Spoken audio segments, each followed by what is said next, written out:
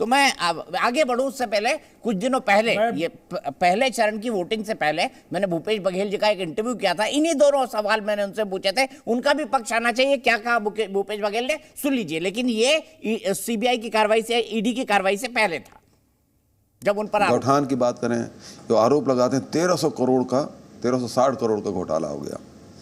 अब जो गोबर है, हर 15 दिन में जो गोबर विक्रेता उसके खाते में ऑनलाइन पेमेंट होता है, उस खाते में बटन दबाओ, उसके खाते में पैसा जाता है। और अभी तक के करीब 135 लाख क्विंटल हमने गोबर खरीदा, मतलब उसके खाते में 271 करोड़ रुपया गया है। अब आरोप लगता है 1360 करोड़ का, और गोबर हमने खरीदा है 271 करोड़ का। कैसे संभव है 271 करोड़ के गोबर में 1300 करोड़ का घोटाला?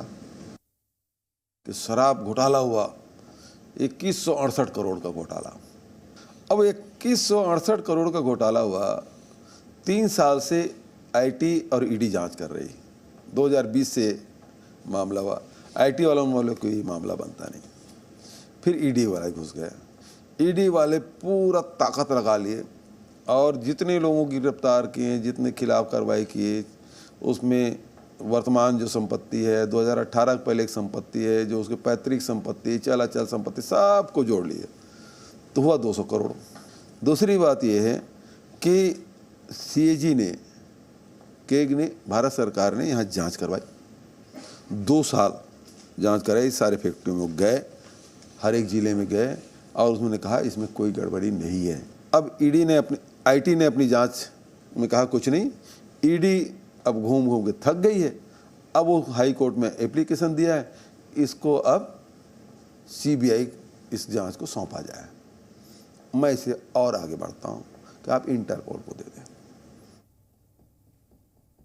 ठीक है, ये जो है इंटरव्यू मैंने जो लिया था वो ये लिया था मैंने पहले, कब लिया था, जो पहले चरण की वोटिंग थी उससे पहले, और जब तक महादेव ऐप को बैन नहीं किया गया था। ये उनका पक्ष था, ये मैंने आपको सुना दिया। मैं सीधे चलता हूं यहां से राजीव रंजन जी के साथ। राजीव रंजन जी, भ्रष्टाचार का मुद्दा, और आप पर तो ये आरोप लगता है कि आप तो ऐसी पार्टी के साथ खड़े हैं जो सर्टिफाइड तौर पे, जिसके बारे में 4 केसेस में जिनको भ्रष्टाचार के मामलों में सजा हो चुकी है, लालू प्रसाद यादव। अब एक तरफ नीतीश कुमार की बेदाग छवि और दूसरी तरफ लालू यादव जी। कैसे चलेगा राजीव रंजन जी, जब इंडिया की नेशनल अलायंस की बात होगी और ये बात होगी कि ये सभी लोग जो हैं वो बीजेपी से लड़ रहे हैं, मोदी जी के खिलाफ आप दावा पेश कर रहे हैं 2024 के इलेक्शन में, तो कैसे इस मुद्दे को सॉर्ट आउट करेंगे? देखिए, हमारे यहाँ तो अलाई के बारे में आप जो कह रहे हैं अपनी जगह है, लेकिन भारतीय जनता पार्टी के खिलाफ भ्रष्टाचार के जो मामले हैं, भारत की आज़ादी के बाद इतनी भ्रष्ट कोई सरकार नहीं हुई। और भ्रष्टाचार के मामलों में जो दोहरे मानदंड हैं, जब भी कोई राजनेता या राजनीतिक दल इनके लिए चुनौती होता है, उसके खिलाफ भ्रष्टाचारी होने के आरोप लगते हैं, उनकी जांच होती है, उनके खिलाफ कार्रवाइयाँ होती हैं, ईडी के छापे पड़ते हैं, सीबीआई की दबिश बढ़ाई जाती है, इनकम टैक्स के रेड्स होते हैं। लेकिन अगर उसने घुटने टेक दिए, अगर वो शरणागत होने के लिए तैयार हो गया, तो फिर उसके बाद उसका कोई कार्रवाई नहीं होगी। और ताज़ा उदाहरण अजीत पवार से लेकर छगन भुजबल, और इसके पहले, ये सच है इतनी बार ये नाम दोहराए गए, लेकिन भारतीय जनता पार्टी मुझे ऐसा लगता है कि बिल्कुल ही विचलित नहीं दिखती है। इस तरह के आरोपों की जांच कराने के बजाय वो तरह तरह के तर्क देंगे। लेकिन हिमंता विश्वा शर्मा के खिलाफ तो आप चीख चीख करके वाटर स्कैम का आंदोलन चला रहे थे। आपकी पार्लियामेंट्री पार्टी में वहाँ असम में एक काफ़ी संगठित आंदोलन चलाने का निर्णय हुआ था, और उसके बाद जब वो आपके साथ आ गए तो फिर निसंदेह फिर उसके बाद उनसे ज़्यादा साफ सुथरा कोई आदमी नहीं है। अब मुझे बंगाल की पॉलिटिक्स पर हैरत होती है कि शारदा चीट फंड को लेकर के काफ़ी हंगामा हुआ। जो लोग टीएमसी के साथ रह गए वो आज भी आपकी प्रताड़ना के शिकार हैं, लेकिन जो लोग वहाँ से निकल कर के आए उनके खिलाफ किसी कार्रवाई के संबंध में कोई जानकारी नहीं है। पता नहीं विपक्ष के नेताओं को लेकर के अगर आपके ये मानदंड है, तो जिन 5 राज्यों के 3 राज्यों में आपकी ज़्यादा दृष्टि, आप सबों की दृष्टि है, मध्य प्रदेश व्यापम से कुख्यात, मैं नहीं समझता हूँ कोई घोटाला हुआ होगा जिसमें अनेक रहस्यमय मौतें पैसे का जो लेन देन हुआ और लोगों के भविष्य के साथ खिलवाड़ हुआ। लेकिन तार जुड़े होने के बावजूद वो सत्ता में हैं, मुख्यमंत्री हैं, और उनको मुकाबले में आप चाहे उनके साथ कई 1 दर्जन मुख्यमंत्री पद के तथाकथित दावेदारों को वहां उतार चुके हो, लेकिन लोग पूछेंगे जरूर कि शिवराज सिंह चौहान के कार्यकाल में जो भ्रष्टाचार के बड़े मामले हैं उस पर आपकी राय क्या है। अब मैं छत्तीसगढ़ पर आऊंगा। आप रमन सिंह पर बात नहीं करते हैं। पीडीएस का ये घोटाला जिसने भारतीय जनता पार्टी को शर्मिंदा किया या नहीं किया, लेकिन छत्तीसगढ़ की आवाम को इतना नाराज किया कि आपको सत्ता से बाहर करने का उन्होंने मन बना लिया। अब रमन सिंह पर तो आप बात करेंगे नहीं।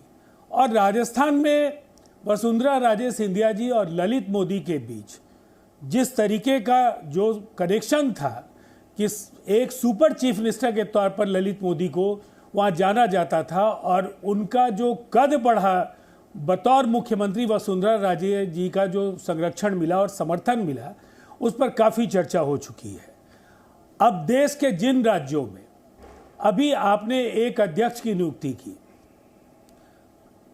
एक तरफ तो आपने कहा भाई भतीजावाद और परिवारवाद के खिलाफ हैं, तो परिवारवाद का इससे बड़ा उदाहरण क्या होगा कि येदियुरप्पा के पुत्र को आपने कर्नाटक की कमान दी। लेकिन येदियुरप्पा का दूसरा परिचय क्या है? मुख्यमंत्री पद से आपको हटाने का निर्णय क्यों लेना पड़ा? यह अलग बात है कि आपने पार्टी के सर्वोच्च जो उसकी सर्वोच्च जो समिति है, पार्लियामेंट्री बोर्ड का आपने सदस्य बनाया और पैदल करके नितिन गडकरी और शिवराज चौहान को बाहर करने के बाद। तो हमारा ये कहना है कि भ्रष्टाचार पर कितनी नसीहतें आप देंगे? आप पूरे देश को बताते चल रहे हैं कि आपने भ्रष्टाचार को खत्म करने का फैसला कर लिया। जितना भी अडानी पर आप बात करेंगे, लेकिन अडानी के मामले में मोदी सरकार के जो जिस तरह से गुजरात में बतौर मुख्यमंत्री उनका समर्थन रहा और देश के प्रधानमंत्री के तौर पर जिस तरह का सहयोग मिला है अडानी साम्राज्य के विस्तारीकरण के लिए, आप चाहे जितना भी कह लें, लेकिन इससे शर्मनाक कोई उदाहरण नहीं हो सकता है कि सत्ता पोषित, सत्ता संपोषित जिस तरह का संरक्षण उन लोगों को आपने दिया जो आपके साथ थे, आपके जो भी खिलाफ हैं, उनके छोटे छोटे मामलों को लेकर के भी, या अगर मामले नहीं हैं तो उनके तार जोड़ करके उनके खिलाफ आप कदम उठाएंगे। कौन नहीं जानता हिमाचल की आपकी सरकार केवल इसलिए गिरी कि उस पर गंभीर भ्रष्टाचार के आरोप थे। कर्नाटक की सरकार के खिलाफ जितने तरह के मामले थे भारतीय जनता पार्टी के खिलाफ, 40% कमीशन खोरी और तमाम चीज़ों को लेकर जनता ने अपना फैसला दिया। और यही होगा, आप ठीक चुनाव के समय जिस तरह से महादेव ऐप के प्रकरण के जरिए छत्तीसगढ़ में अपनी हताशा और अपनी बौखलाहट को जाहिर कर रहे हैं, ये तय है कि आपकी जो हालत है इन 5 राज्यों के चुनाव में बहुत ही बुरी होगी। और ये जो आपके कंधे पर जो वजन होगा 5 राज्यों की हार का, वो लोकसभा के चुनाव में आपकी ताबूत में आखिरी कील ठोकने वाला होगा। ठीक है राजीव जी, सही बोला आपने बिल्कुल। वैसे अडानी का नाम आपने लिया राजीव भाई, ये अखिलेश जी नहीं ले रहे हैं। कारण क्या है न लेने का? क्योंकि छत्तीसगढ़ में 25,000 करोड़ का, राजस्थान में 65,000 करोड़ का अडानी का मामला चल रहा है, और मध्य प्रदेश के अंदर भी देखिए उसका जवाब तो हमारे पास है। हर आदमी को डूज एंड हमारे पास बांटी जाती है, इसीलिए आपके पास समय नहीं होगा, नहीं तो मैं आपको जवाब दे दूंगा। नहीं, आप तो सब नहीं, मैं जवाब दे सकता हूं। बात सोचता हूं कभी कभी मैं आप नहीं, मैं जवाब इसलिए दे सकता हूं कि मैं बिडिंग प्रोसेस की बारीकियों पर मैं आपको बताना चाहूंगा। राजीव जी जो करते हैं उनके राज्य में वो बिल्कुल सही है, अखिलेश जी अपने राज्य में जो करते हैं वो बिल्कुल सही है, लेकिन प्रेम शुक्ला जी जो करते हैं अपने राज्यों में वो उनके लिए बिल्कुल सही है। आप लोग जो करते हैं वो सब गलत है। गजब है। मतलब मैं कभी कभी सोचता हूँ दर्शक के तौर पे, नहीं, फैसला जनता को करने दीजिए ना। बात कर रहे हैं, जनता फैसला करने में सक्षम है।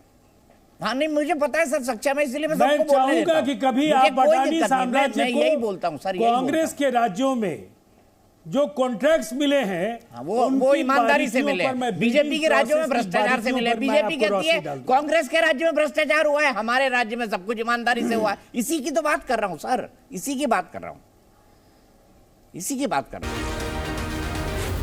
जी न्यूज़।